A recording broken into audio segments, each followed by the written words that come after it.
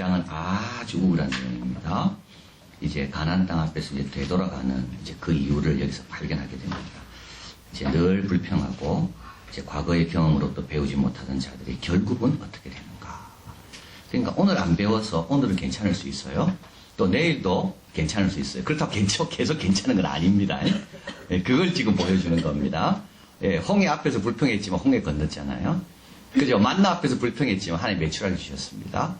예, 미리암과 아론이 좀 불평했지만 예, 미리암에게 문둥병이 내렸지만 곧 회복시켜 주시고 계속 앞으로 갔습니다. 근데 계속 불평하고 있어요. 계속 배우지 않고 있어요. 그러면요 이제 앞으로 못 나가는 겁니다.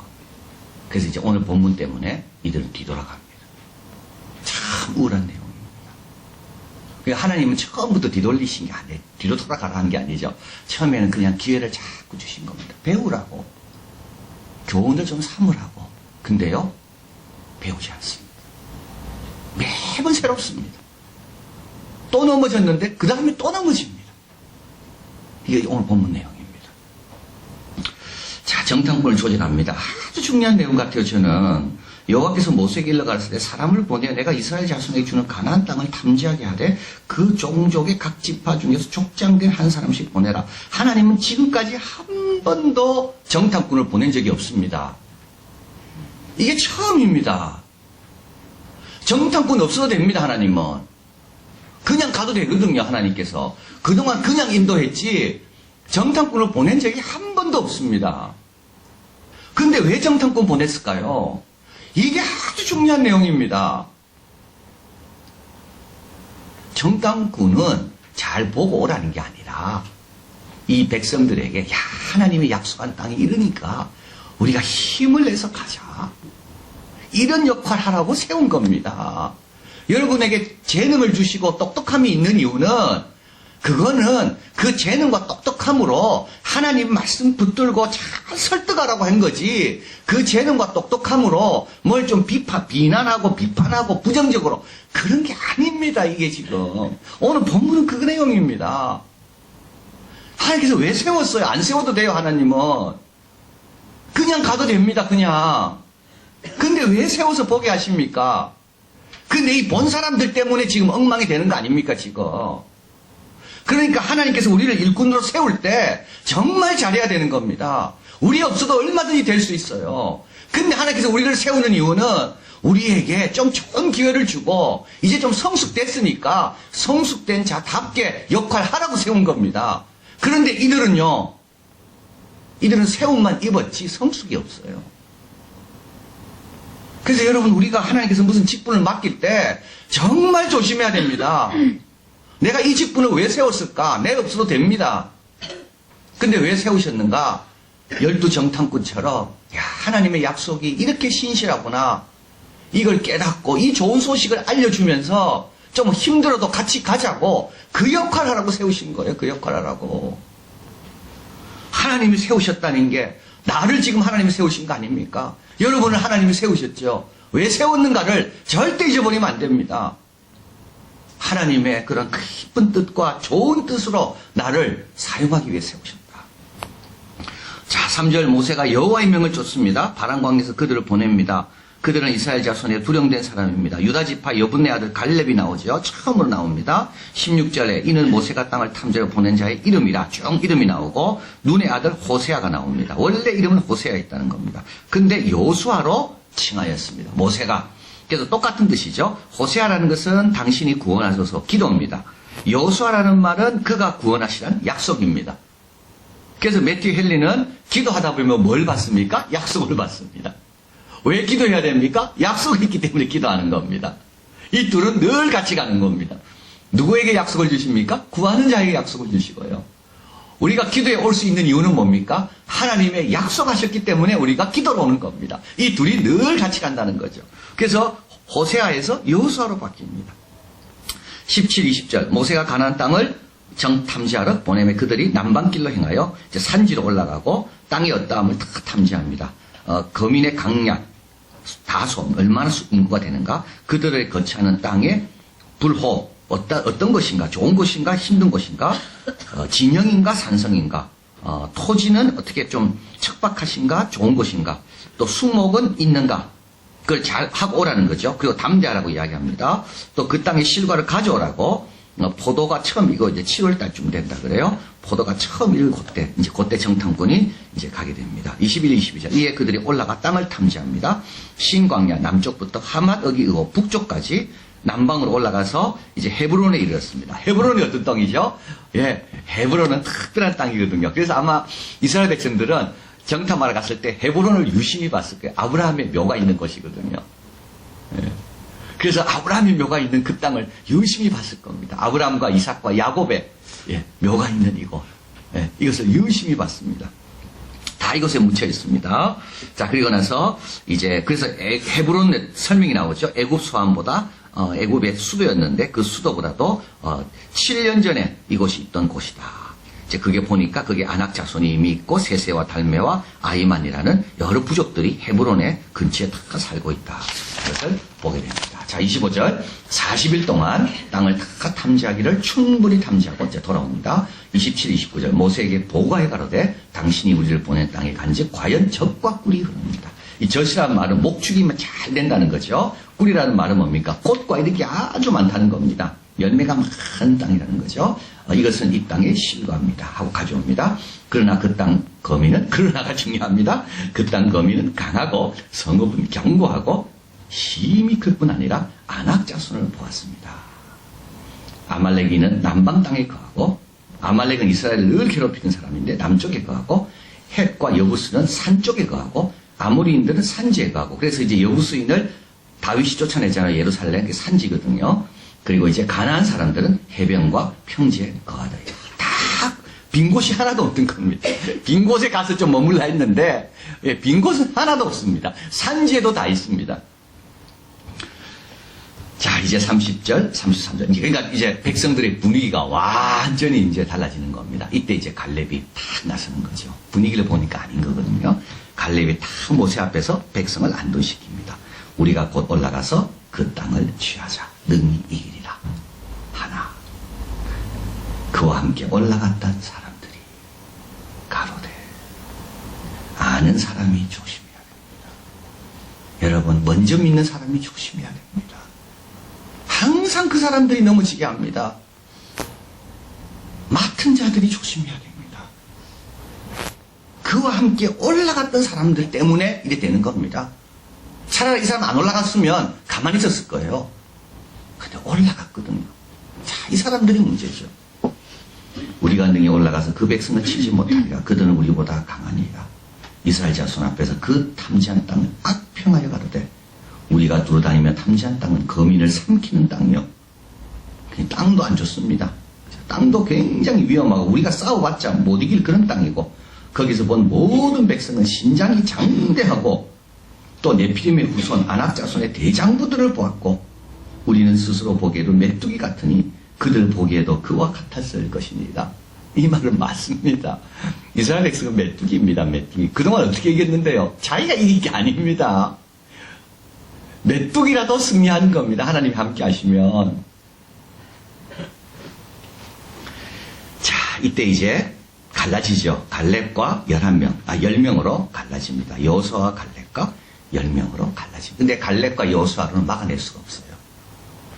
이 10명의 이 부정적인 보고에 의해서 막 요동치는 이스라엘 백성들을 이 둘이 막아낼 수가 없어요. 그래서 결국 하나님이 개입하시고 결국 이들은 뒤돌아서 가나안 땅에 들어갈 수가 없게 됩니다. 열정탐꾼의 잘못은 문제 지적이 아닙니다. 하나님을 향한 믿음이었기 때문이죠. 어려움과 정의는 당연한 것이고요.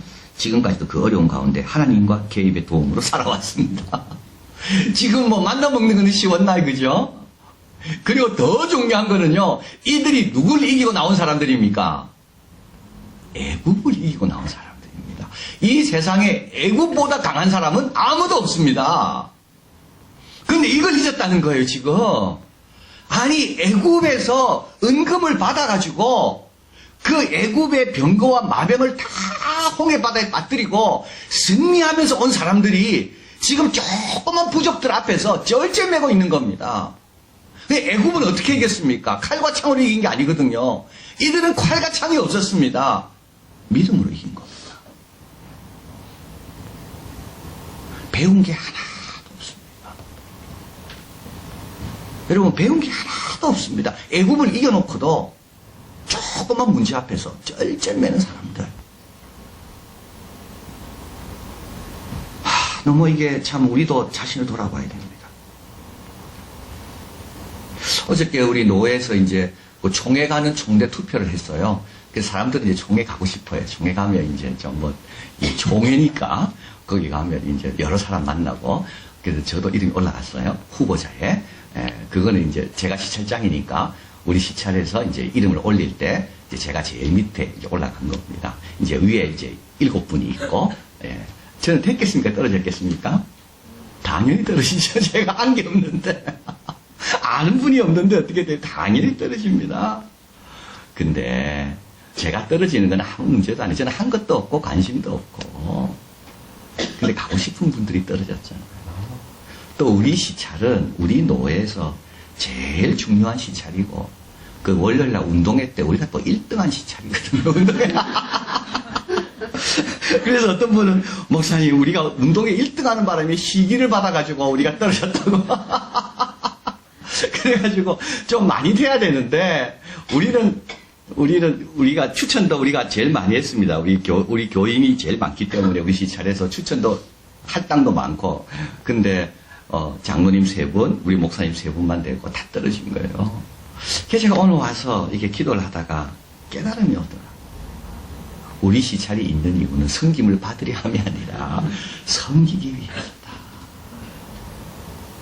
유엔에서 그죠? 미국이 돈을 얼마나 많이 냅니까? 그런데 미국 뜻대로 안 된다고 막 화내고 그러잖아요. 미국이 유엔에 있는 이유는 유엔을 섬기기 위한 거다. 이런 마음 가지면 좀 달라질 건데. 그래서 제가 오늘 기도하다가, 그래, 우리 시찰이 있는 이유는 우리 노예를 섬기기 위해 있는 거지, 우리가 섬김 받으려고 함이 아니구나. 그 깨달음이 오더라고요. 그래서 우리는 잘했다. 우리는 노예를 위해 많이 수고하는 분들이 많이 있지만 다 섬기기 위해 있는 거고. 그래서 여러분, 우리가 하나님 말씀 듣고 자꾸 잊어버립니다. 그래서 시험에 들고, 그래서 넘어지고, 큰 은혜 받고 나서도, 그저 홍해 같은 걸 건너고 나서도 또 작은 문제 앞에서 불평하고. 그런데 늘 조심해야 됩니다. 애국을 이긴 사람들이 이 조그만 사람들 앞에서 그 만나를 먹고 있으면서도 불기둥이 오고 있는데도 불구하고 우리는 메뚜기에 불과하다고, 이길 수가 없다고 악평하면서, 그래서 하나님이 보낸 그 뜻 다 잊어버리고. 자, 믿음은 하나님의 관점으로부터 상황을 바라보는 거죠. 이들은 전혀 학습이 되지 않았습니다. 매번 새롭게 배워야 합니다. 제자리 걸음이죠. 20년 경험한 선교사가 있고요, 1년 경험을 20번 한 사람이 있다 그럽니다. 그러니까 20년 경험한 사람은요, 20년 어치가 가치가 있는 겁니다. 20년의 열매를 맺는 사람이고요, 1년 경험을 20번 한 사람은요, 1년 열매밖에 못 맺습니다. 우리 신앙생활도 그렇습니다. 자꾸 깊어지고, 자꾸 높아지고, 자꾸 넓어져야지 연수가 갈면서 열매가 다른 거지, 그러지 않고 늘 똑같으면 1년짜리 열매만 계속 맺고 있는 겁니다. 늘 넘어지고. 이게 왜 그러냐면 20년만큼 못 자라서 그래요. 그래서 오늘 불렀던 찬송, 내 생에 가장 귀한 것 예수를 압니다. 이게 정말 내 것이 돼서 나머지 것들은 좀 아무렇지도 않는, 그렇게 좀 성숙돼야 됩니다. 그래서 우리가 늘 기도할 게 이겁니다. 하나님, 나는 신앙생활 몇 년 했습니까? 나는 그만한 나무입니까? 아니면 1년짜리입니까? 바른 기도 제목은, 이게 바른 기도 제목입니다. 누굴 뭐 이기고 내가 뭐가 되고 이런 게 기도 제목이 아닙니다. 믿음을 달라고, 눈을 뜨게 해달라고, 하나님의 그 말씀이 내 안에 스며들게 해달라고, 말씀이 육신이 되게 해달라고, 그걸 바른 기도 제목을 가져야 됩니다. 두 번째는 말씀이 뿌리 내리고 열매 맺어 주야 묵상하고 적용하고 다른 말씀과 자꾸 연결시켜보고, 그리고 마지막으로는 비록 혼자라 해도 믿음을 지키고 그 믿음을 드러내야 됩니다. 10명이 그렇게 하고 백성들이 다 그렇다 할지라도 여호수아와 갈렙은요 다 일어나잖아요. 여러분 다른 사람 눈치 볼 필요도 없고 다른 사람한테 뭐 잘 볼 필요도 없습니다. 진리 가운데 하나님께서 주신 것이 있다면 다 일어나는 거죠. 자, 그래서 우리 하나님께서 민수기 14장 24절 이렇게 이야기하시죠. 같이 읽어봅니다. 오직 내 종 갈렙은 그 마음이 그들과 달라서 나를 온전히 쫓았은즉 그의 갔던 땅으로 내가 그를 인도하여 드리니 그 자손이 그 땅을 차지하리라. 우리 하나님은 다 보고 계십니다. 내 종 갈렙 역시 내 종이다. 그래서요 그는 마음이 그들과 다르다. 나를 온전히 쫓았다.